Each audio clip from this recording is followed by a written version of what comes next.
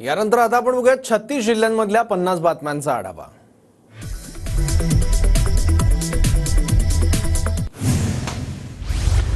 राज्यात पुन्हा पावसाचा कमबॅक। पुणे, सातारा, कोल्हापूर, रत्नागिरी, सिंधुदुर्ग, नागपूरसह अनेक जिल्ह्यांना पावसाचा येलो अलर्ट। दक्षिण कोकण, मध्य महाराष्ट्र, मराठवाडा आणि विदर्भात मेघगर्जनेसह पावसाची शक्यता।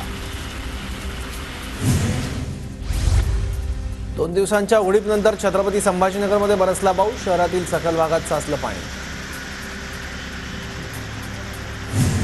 आठवड्याभराच्या विश्रांतीनंतर पुणे शहरात पावसाचं आगमन। शहराच्या मध्यभागासह शिवाजीनगर, सिंहगड रोड, कात्रजमध्ये पाऊस। बीडच्या माजलगाव शहर परिसरात मुसळधार पावसाची हजेरी। 2 महिन्यांपासून पावसाने उसंत घेतल्यानंतर पाऊस, शेतकऱ्यांना दिलासा। अमरावती जिल्ह्यातील वरुड शहराला पावसानं झोडपलं। चुडामल नदीला काही काळासाठी पूर। शहराच्या अनेक नव्या वस्त्यांमध्ये पाणी शिरलं। अपेक्षित पाऊस झाला नसल्यानं बीडमध्ये भीषण परिस्थिती। बिंदुसरा प्रकल्पासह 124 प्रकल्प कोरडे ठाक। बीडकरांसमोर पाणी टंचाईचं संकट। जळगावच्या भुसावळ तालुक्यातील वाघूर धरणात 65% जलसाठा। पाणलोट क्षेत्रात अद्याप जोरदार पावसाची प्रतीक्षा।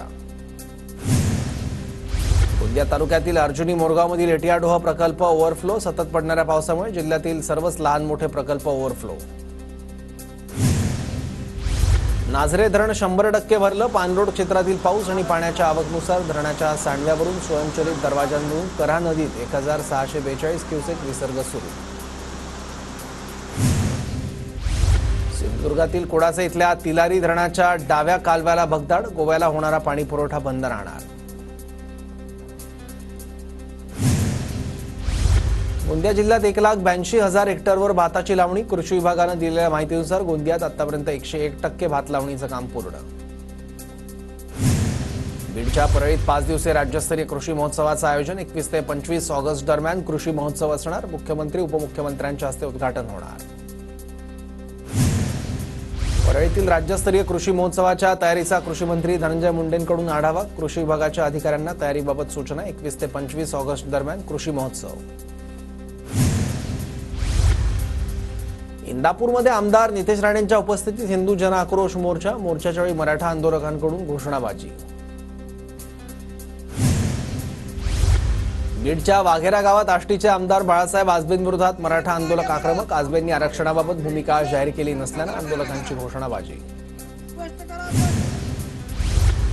जळगाव जिल्हा सहकारी पतपेढीच्या वार्षिक सर्वसाधारण सभेत गोंधळ। सभेदरम्यान अध्यक्ष आणि सभासद यांच्यात शिवीगाळ। आक्षेपानंतरही ठराव मंजूर केले जात असल्याचा सभासदांचा आरोप। नाशिक मुंबई महामार्गावर कसारा घाटात भीषण अपघात। चालकाचा ताबा सुटल्यानं टँकर 300 फूट दरीत कोसळला। अपघातात 5 जणांचा मृत्यू तर 4 जण गंभीर जखमी।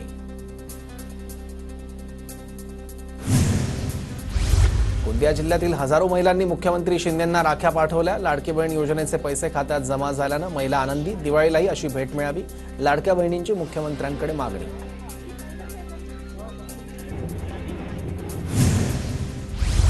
सांगलीतील महिलांनी उपमुख्यमंत्री अजित पवारांसाठी बनवली चक्क सोन्याची राखी। राष्ट्रवादीच्या महिला आघाडीकडे सोन्याची राखी सुपूर्द। शहरातील महिलांना वर्गणी काढत 3 ग्रॅम वजनाची सोन्याची राखी बनवली। नंदुरबारमध्ये बाजारपेठ आकर्षक राख्यांनी सजली। राख्या घेण्यासाठी महिलांची मोठी गर्दी। रक्षाबंधन निमित्त रायगडातील बाजारपेठा विविध प्रकारच्या राख्यांनी सजल्या। राखी खरेदी करण्यासाठी मार्केटमध्ये महिलांची लगबग। जळगावच्या सराफ बाजारात अर्थसंकल्पानंतर पहिल्यांदा सोनं 72,000च्या पुढे। सोन्याच्या दरात तब्बल 1,600 रुपयांची वाढ। जळगावच्या चोपड्यात लाडकी बहीण योजनेचे पैसे महिलांच्या खात्यात जमा। महिलांकडून पेढे वाटत आनंद साजरा। वर्धा जिल्ह्यात लाडकी बहीण योजनेचा जिल्हास्तरीय कार्यक्रम। कार्यक्रमाला महिलांची मोठ्या संख्येने उपस्थिती। राज्यातील निवडणुका लांबणीवर पडल्यानं प्रणिती शिंदेंकडून सरकारचा निषेध। निवडणूक आयोगाने दिलेली कारणं किरकोळ। भाजप जनतेला फसवते, प्रणिती शिंदेंची टीका। नंदुरबारच्या पिंगानेत ग्रामपंचायत भ्रष्टाचारासंदर्भात सुरू असलेल्या उपोषणाला केंद्रीय मंत्री रक्षा खडसेंकडून भेट। रक्षा खडसेंनी आंदोलकांकडून माहिती जाणून घेतली। वादग्रस्त वक्तव्यानंतर महंत रामगिरी महाराजांच्या सरला बेटच्या सुरक्षेत वाढ। सुरक्षा वाढवल्यानं सरला बेटला छावणीचं स्वरूप। छत्रपती संभाजीनगरमधील वैजापूर तालुक्यातील महाल गावात महंत रामगिरी महाराजांच्या समर्थनार्थ आंदोलन. रामगिरी महाराजांवरील गुन्हे रद्द करण्याची मागणी. बुलढाण्यात वादग्रस्त विधान करणाऱ्या महंत रामगिरी महाराजांच्या समर्थनार्थ पोस्ट करणाऱ्या तरुणाविरोधात गुन्हा दाखल. परभणीमध्ये रामगिरी महाराजांच्या अटकेच्या मागणीसाठी जेलभरो आंदोलन. महाराजांना त्वरित अटक करा, मुस्लिम समाजाची पोलीस अधीक्षकांकडे मागणी. तुळजाभवानीच्या सिंहासन पूजेची 21 ऑगस्टपासून नोंदणी सुरू होणार. भाविकांनी सिंहासन पूजेचा लाभ घ्यावा, मंदिर संस्थांचं आवाहन. कोल्हापुरात मंगळवारी होणारी महायुतीची जाहीर सभा लांबणीवर. महायुतीकडून लवकरच नवी तारीख जाहीर केली जाणार. तपोवन मैदानावर सुरू करण्यात आली होती तयारी. वर्धा जिल्ह्यातील सेवाग्रामच्या वैद्यकीय महाविद्यालयातील विद्यार्थ्यांचं आंदोलन. कोलकात्यातील घटनेच्या निषेधार्थ आंदोलन.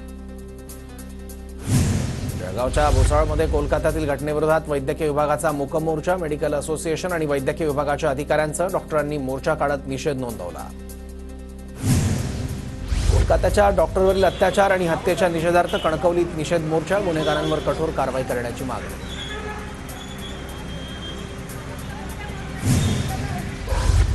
कोलकात्यातील महिला डॉक्टरवरील बलात्कार आणि हत्येचा मेडिकल असोसिएशनच्या वतीनं निषेध. अहमदनगरच्या श्रीरामपुरात रॅली काढून गुन्हेगारांवर कठोर कारवाईची मागणी.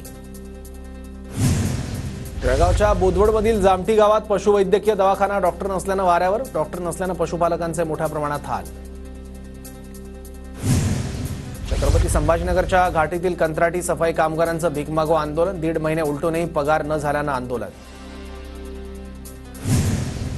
अखिल भारतीय सरपंच परिषदेचं कुलूप बंद आंदोलन. राज्यभरातील 28,000 ग्रामपंचायतीला कुलूप.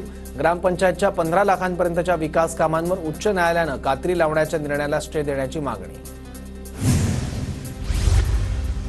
ऑलिम्पिक विजेता स्वप्नील कुसाळेचं बुधवारी कोल्हापुरात जंगी स्वागत होणार. शहरातील ताराराणी चौक ते दसरा चौक दरम्यान काढली जाणार मिरवणूक. मिरवणुकीमध्ये 3 ठिकाणी हेलिकॉप्टरमधून पुष्पवृष्टी केली जाणार.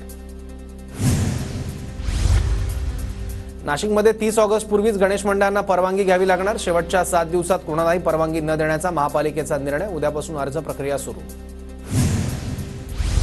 रिसोडमध्ये भारतीय स्टेट बँकेच्या शाखेमध्ये 2 वाजल्यानंतर केवायसी करणं बंद केलं जात होतं. ग्राहकांना मोठा मनस्ताप. युवक काँग्रेसच्या पदाधिकाऱ्यांनी बँक व्यवस्थापकाला धारेवर धरत 4 वाजेपर्यंत केवायसी करण्याची विनंती केली. पवन दरभंगा एक्सप्रेसच्या जनरेटर बोगीच्या ब्रेकला आग. मोटरबनच्या प्रसंगावधानानं आग विझवण्यात यश. 20 मिनिटांनंतर एक्सप्रेस पुन्हा चाळीसगावच्या दिशेनं धावली.